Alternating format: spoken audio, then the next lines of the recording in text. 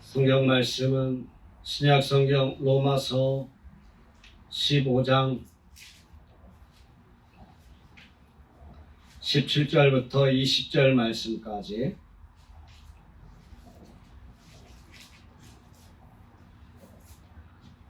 신약 성경 로마서 15장 17절부터 20절 말씀까지 봉독해 드리겠습니다.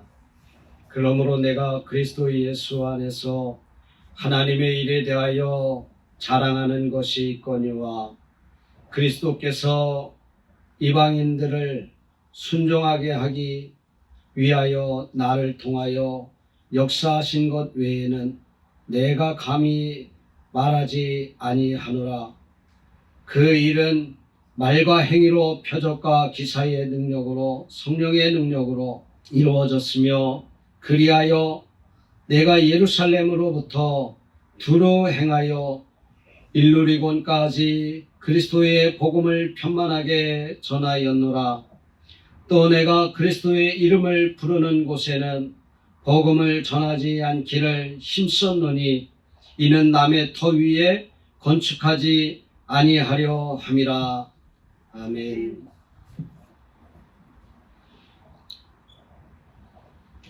할렐루야. 아멘. 오늘 본문을 통해서 사도 바울은 자신이 이방인의 사도로서 행한 지금까지의 이방인의 전도 사역에 대해서 간단하게 언급을 하였습니다. 사도 바울은 자신의 업적을 드러내거나 자기 자신을 나타내 보이기보다도 오직 하나님의 일에 최우선을 두었고 복음을 전하는 일에 최우선을 둬서 자랑할 것이 하나님의 일을 자랑하고 있었던 것입니다. 우리는 이 사도 바울의 이 본문을 통해서 이 전도 사역의 경험을 우리에게 알려주고 있습니다. 오늘날 우리가 하나님의 말씀을 전하고 전도한다고 할 때에 어떻게 전도해야 할까? 다양한 전도법이 있지만 오늘 본문을 통해서 사도 바울의 그 전도의 원칙을 한번 생각해 보려고 합니다. 첫 번째는 복음만을 사도 바울은 전했다 그랬습니다. 다른 복음을 전하지 아니하고 전도하는 데 있어서 우리가 가장 중요한 것은 예수 그리스도께서 죄인된 우리 인간을 위하여 십자가에서 죽으심으로 예수 그리스도를 믿는 자는 구원을 받는다는 이 복음만을 전하는 것입니다. 18절에 나를 통하여 역사하신 것 외에는 내가 감히 말하지 아니하였다라고 말하고 있습니다.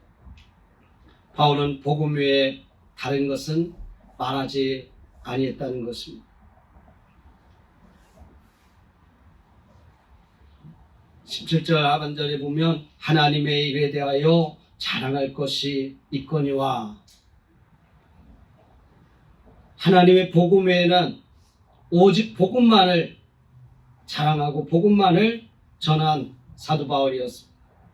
오직 예수 그리스도를 자랑하고 예수 그리스도를 전하는 것이 우리의 자랑이 되어야 될 줄로 믿습니다. 오늘날 우리 사람들은 어떻습니까? 예수 그리스도를 자랑해야 되고 오직 복음만을 전하는 그러한 삶을 살아야 함에도 불구하고 내가 예수 그리스도를 믿는다는 것조차도 숨기고 때로는 부인하고 그러지는 않습니까?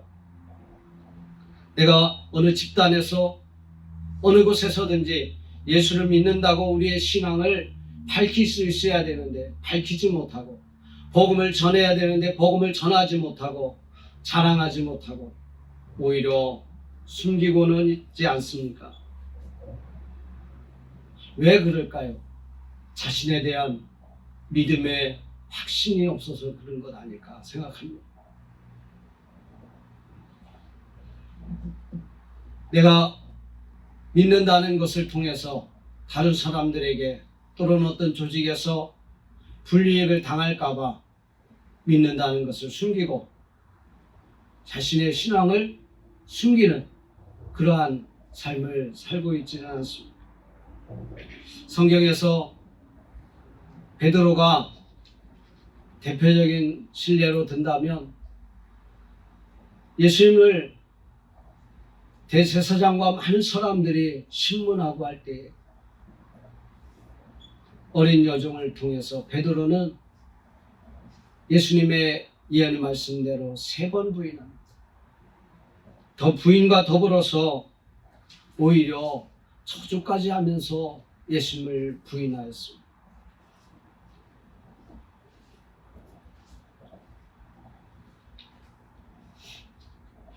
사랑하는 성도 여러분, 우리는요 이런 베드로가 참 모습이 비참하다 이렇게 생각해요. 본인 자신도 그 부인했을 때 그런 마음을 가졌을 것입니다. 그런 베드로가 오순절 성령의 충만함을 받고 어떻게 변화했습니까?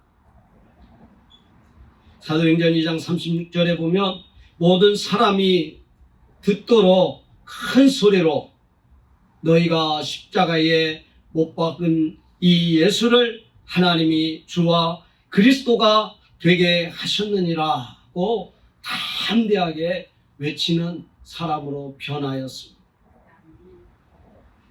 어떻게 된 이후에 성령의 충만함을 받고 난 이후에 우리도 변해야 되겠습니다. 오늘날 우리들의 모습이 예수를 자랑하고 복음을 증거하는데 부끄러워했다면 이제는 베드로와 같이 정말 하나님 앞에 성령의 충만함을 받고 복음을 위해서 우리의 목소리를 외칠 수 있는 저와 여러분이 되어야 될 줄로 믿습니다.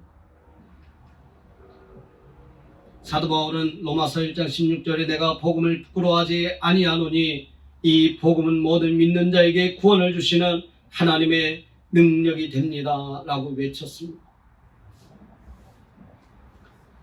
우리는 복음의 능력을 자랑해야 합니다.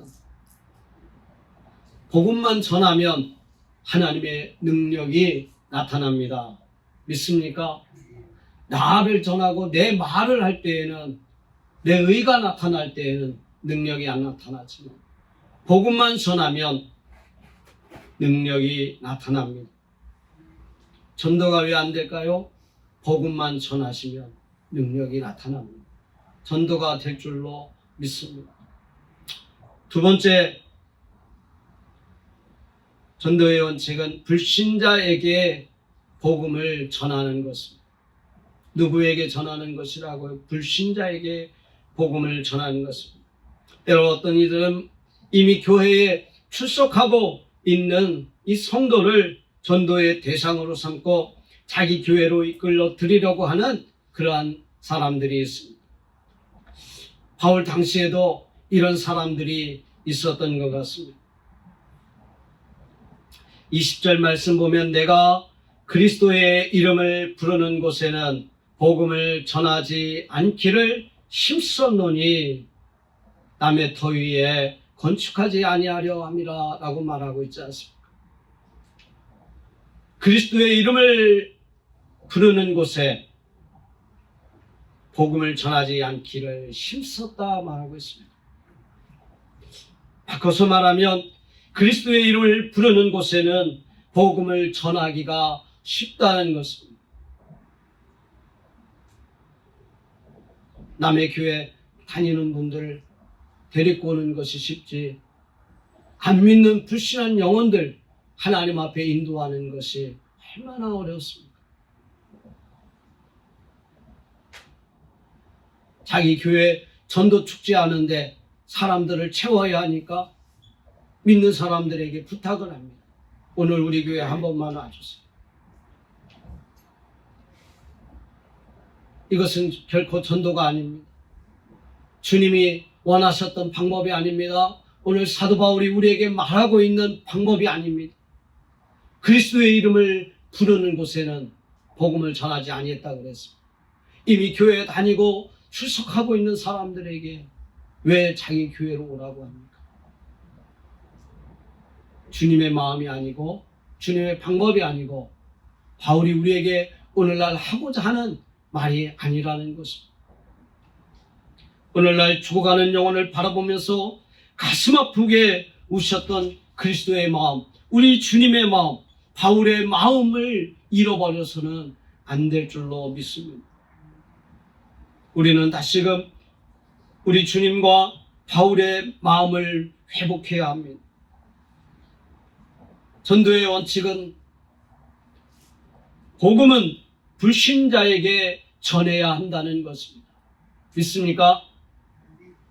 쉬운 방법이 있지만 바울은 쉬운 방법을 택하지 아니했습니다. 핍박과 환난과 어려움을 겪으면서 죽음 앞에서도 복음을 전했습니다. 어려운 길을 택했습니다. 이 땅에 수많은 선교사들이 와서 이 어려운 길을 택함으로 말미암아 대한민국의 기독교가 세계 선교 한국을 이룰 수 있도록 이끌어가게 되었던 것입니다. 우리나라가 이렇게 기독교가 활성화되고 부흥하게 되었던 것, 수많은 선교사들이 와서 어려운 길을 택했던 것입니다. 힘썼던 것입니다. 그리스도의 이름을 부르지 않는 곳, 이 대한민국에 와서 복음을 전하는 데 힘썼습니다. 그들의 목숨을 다하기까지. 이러한 모습들을 보면 정말로 선교사들의 그 무덤 앞에서 저는 눈시울이 붉어집니다. 복음은 불신자에게 전하는 것입니다. 마지막으로 전도의 세 번째는 땅끝까지 복음을 전하는 것입니다. 우리의 전도를 기다리는 영혼들을 위하여 우리는 계속해서 복음을 전해야 합니다. 19절에 보면 바울은 예루살렘으로부터 두루 행하여 일루리곤까지 그리스도의 복음을 편만하게 전하였다, 이렇게 기록하고 있습니다. 일루리곤은 예루살렘에서부터 멀리 떨어진 이탈리아 서편에 있는 아주 먼 거리에 있습니다. 바울은 이러한 먼 거리에 있는 곳까지 복음을 전하러 다녔습니다. 주님께서 승천하시면서 제자들에게 이런 말씀을 하셨습니다. 사도행전 1장 8절에 오직 성령이 너희에게 임하시면 너희가 권능을 받고 예루살렘과 온 유대와 사마리아와 땅끝까지 이르러 내 증인이 되리라 말씀하셨습니다. 바울은 주님의 지상명령을 위해서 아주 구체적인 목표를 세워 그것을 행하고 행동으로 실천해 옮겼습니다. 첫째는 이방인을 위한 복음 전도였습니다. 두 번째는 땅끝까지 이르는 복음 전도였습니다. 바울은 이를 위해서 약 10년에 걸쳐 3번의 전도를 하였습니다. 그리고 로마를 전도하기 위한 계획을 세웠습니다. 사랑하는 성도 여러분, 하나님의 일은 구체적인 목표를 세워 반드시 실행하고자 하는 노력을 해야 그 결과가 뒤따르게 되어 있습니다. 해야지 하면서 하지 않으면 아무런 일도 일어나지 않습니다.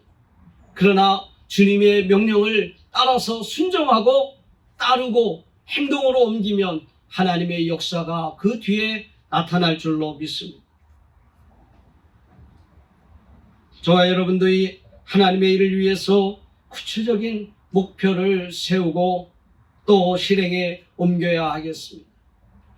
많은 사람들이 12월이 되면 한 해를 정리하고 또 새로운 새해를 계획하고 있지 않습니까? 그런데 작심삼일이라고 아무리 많은 것을 계획하고 또 세웠다 할지라도 그것을 실행하지 않으면 아무 소용이 없습니다. 우리가 하나님의 일을 위해서 정말 바울과 같이 어떠한 목표를 정하고 복음을 전해야겠다고 하는 그러한 계획을 세웠다면 실행에 옮겨야 합니다. 우리 주님은 땅끝까지 우리에게 복음을 전하라 그랬습니다. 우리의 사명은 주님 앞에 서는 날 그때 끝나는 것입니다. 주님 앞에 설 때에 내가 이 땅에서 어떤 삶을 살았는지 주님이 보시고 잘했다 충성된 종아 우리를 끌어안으시고 칭찬하실 것입니다. 그때까지 우리는 우리의 해야 할 일, 복음 전하는 일에 쉬어서는 안 될 줄로 믿습니다. 여러분, 우리는 부족합니다. 나는 부족합니다. 내 자신의 능력을 보면 내가 어떻게 하나님의 일을 할 수 있는가 하는 생각을 할 때가 많이 있습니다. 그러나 사도 바울이 자신의 능력으로 한 것이 아니라고 오늘 성경에서도 기록하였고, 베드로나 모든 예수님의 제자들, 사도들이 자신의 능력으로 복음을 전하였다고 하지 않고 있습니다.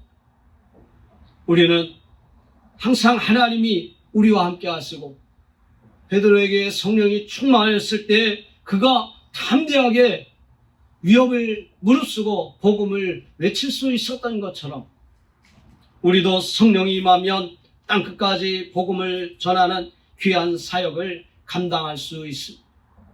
내가 땅끝에 못 가더라도 땅끝에 갈 수 있는 또는 가 있는 선교사들을 위해서 기도하고 물질로 협력하고 또 돕는 일에 함께할 수 있습니다. 내가 가야만 하는 것이 아닙니다. 나를 통해서 역사하시는 하나님이 누구를 통해서, 사람을 통해서, 선교사들을 통해서, 많은 목사님들을 통해서 역사하실 줄로 믿습니다. 이러한 일들에 우리가 정말로 협력하고 동참해야 될 줄로 믿습니다. 내 힘으로는 많은 물질을 드릴 수가 없습니다. 나의 작은 힘일지라도 주님 앞에 그것이 내어 놓아지면 오병이어의 기적과 같이 하나님 앞에 저와 여러분이 쓰임받을 줄로 믿습니다. 우리가 하나님의 복음을 끝까지 전하면 우리 주님이 오실 때 우리가 정말로 주님 앞에 칭찬받을 수 있는 그런 삶을 우리가 이 땅에서 살아가야 되지 않겠습니까? 무엇을 위해서 살아갑니까? 부귀영화, 권세, 물질은 내 손에 있는 것 같지만 우리의 삶이 끝날 때에는 아무것도 내 손에 쥐어 있는 것이 없다는 것을 우리는 깨달아야 합니다.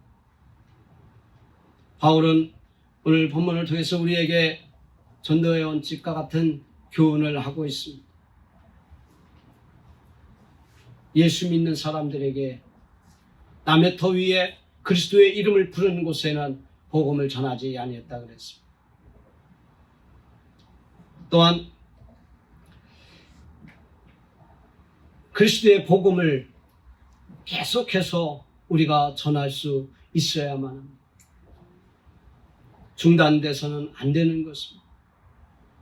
내가 지금 힘이 없다고, 연약하다고 그것을 중단해서는 안 될 줄로 믿습니다. 우리 섬기는 교회가 비록 작고 연약하지만, 나도 부족하지만 복음 전하는 일에는 우리는 쉬어서는 안 될 줄로 믿습니다.